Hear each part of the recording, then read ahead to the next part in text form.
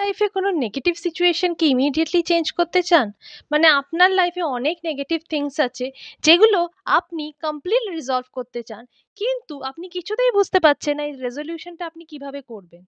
তো যদি আপনার সাথে এরকম কিছু হয়ে থাকে, তাহলে আজকে আমি একটা টেকনিক নিয়ে চলে এসেছি, যেটা হচ্ছে নেগেটিভ থিংসকে রিজলভ করার টেকনিক। এবার বলি আপনাকে কি করতে হবে। তার জন্য আপনাকে প্রথম নেগেটিভ থিং নিতে হবে, আপনাকে একটার পর একটা করতে হবে, একসাথে সবকিছু নয়। আর তার জন্য লিখতে হবে যে নেগেটিভ জিনিসটা নিয়ে আপনি কথা বলতে চলেছেন, সেগুলোর মধ্যে কোনো পজিটিভ জিনিস আছে কিনা।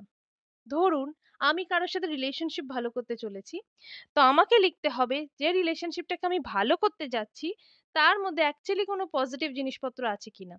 যদি আপনি এরকম পজিটিভ অনেক কিছু পান যেগুলো আপনি দেখতে পাচ্ছেন, সেগুলো আপনি লেখা শুরু করুন।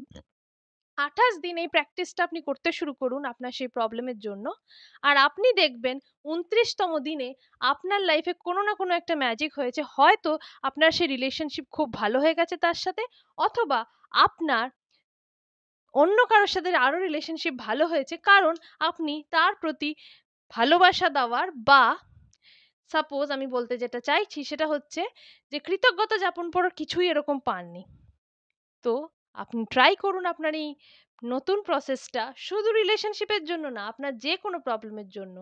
আপনি যদি কোনো চাকরি পেতে চাইছেন, আপনি যদি কোনো ব্যবসা করতে চাইছেন, আপনি পারিপার্শ্বিক আপনার নেগেটিভিটিকে দূর করতে চাইছেন, সব কিছুর জন্য এই টেকনিকটা আপনি প্রযোজ্য করতে পারেন। তো ডেফিনেটলি আমাকে জানান আপনার লাইফে কি কি প্রবলেমস আছে আর কিভাবে এগুলো সলিউশন করা যায়। আমি আপনাদের ডেফিনেটলি জানাবো কমেন্ট সেকশনে কিভাবে আপনি সলিউশন করতে পারবেন। ধন্যবাদ, ধন্যবাদ, ধন্যবাদ।